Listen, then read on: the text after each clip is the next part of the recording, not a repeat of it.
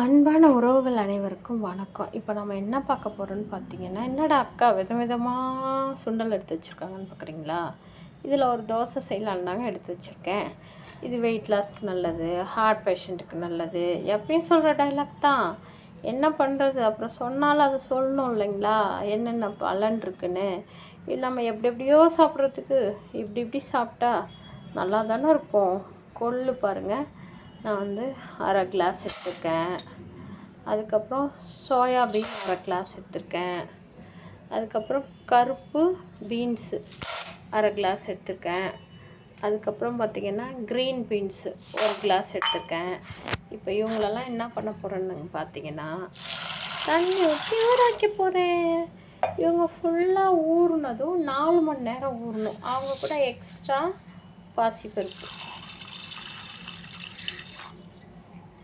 இவங்க நல்லா 4 மணி நேரம் ஊறினதும் இவங்கள கொரன்னு அரைச்சி எடுத்து, அரைக்கக்குள்ளேயே கொஞ்சம் ஜீரகம், பூண்டு, தனியா, மிளகாய், மிளகு இதெல்லாம் போட்டு அரைச்சி, உப்பு போட்டு கரைச்சி வெளியிலே வச்சு காலையில் தோசை ஊற்றினீங்கன்னா சூப்பரான weight loss protein dosa ready.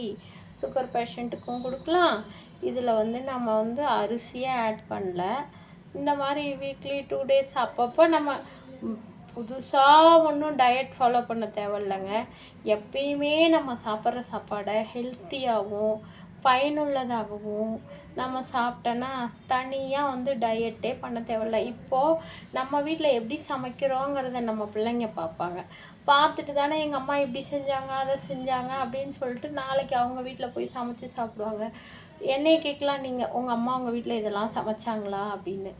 எங்கள் அம்மா அப்படி நாங்களாம் சின்ன பிள்ளையில இருந்தப்போ இப்படிலாம் சமைக்கலாம், ஆனால் பட் நல்லா தான் சமைச்சு கொடுத்தாங்க. நாங்களாம் சின்ன பிள்ளையா இருக்கப்போ சாப்பாடு எப்படி இருக்குன்னு பார்த்தீங்கன்னா, எப்பயுமே 3 நேரம் இப்போ நம்ம சாப்பிட்றோன்னா 2 நேரம் சாப்பாடு, 1 நேரம் டிஃபனு.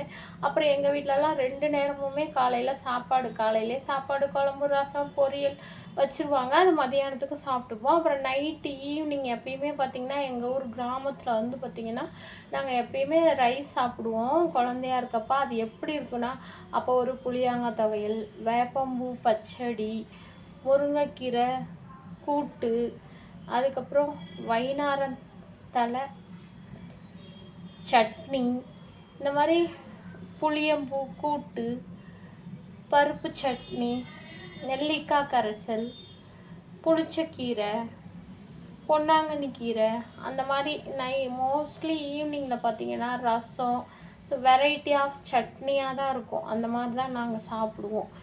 அதுவுமே நல்லா தான் இருந்துச்சு அப்போ சாப்பிட்டப்ப. ஆனால் இப்போ தான் சொல்கிறாங்க இது சாப்பிடக்கூடாது, அதை சாப்பிடக்கூடாது. ஏன்னா நம்ம சின்ன பிள்ளையில சாப்பிட்டதெல்லாம் எப்படின்னு பார்த்தீங்கன்னா, நம்ம எப்பயுமே என்ன பண்ணுவோம், அப்போலாம் நானாக சின்ன பிள்ளையா இருக்கப்போ எங்கள் காட்டில் தான் நெல் விளைஞ்சிருக்கும். நாங்கள் அறுவடை பண்ணி நாங்களே அந்த நெல்லை வேக வச்சு அந்த அரிசியை நாங்களே அரைச்சி, நாங்கள் அரைக்க மாட்டோம், மில்லில் கொடுத்து அரைப்போம். அரைச்சி அதில் எந்த ஒரு கெமிக்கல் அதிகமாக இருக்காது.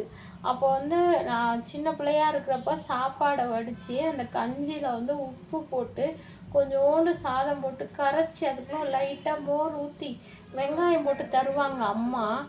அதுக்கு ஈடு இணை எதுவுமே இருக்காதுங்க. அவ்வளோ டேஸ்ட்டாக இருக்கும் அந்த ரைஸ் பார்த்தீங்கன்னா. ஆனால் இப்போ நீங்கள் கடையில் அரிசி வாங்கிட்டு சாப்பாடு வடிக்கிறேன்னு வடித்து பாருங்கள் எப்படி இருக்குன்னு. எப்படி இருக்குன்னு பார்த்தீங்கன்னா, தண்ணி ஆட்டம் தான் இருக்குது அந்த கஞ்சி. முன்னாடி கஞ்சி நல்லா தடன்னு இருக்கும். அந்த மாதிரியே கஞ்சி வரமாட்டேங்குது, டேஸ்ட்டாகவே இல்லை. இது சாப்பாடு வடித்த தண்ணி தான் அப்படின்னு சொன்னாலும் சில பேர் நம்ப மாட்டேன்றாங்க. இப்படி கூடவா இருக்குது அப்படின்னு. ஏன்னா வடிக்கிறவங்களுக்கு தெரியும் அது அப்படி தான் இருக்கும் அப்படின்னு சொல்லிட்டு. ஓகே, பாய்.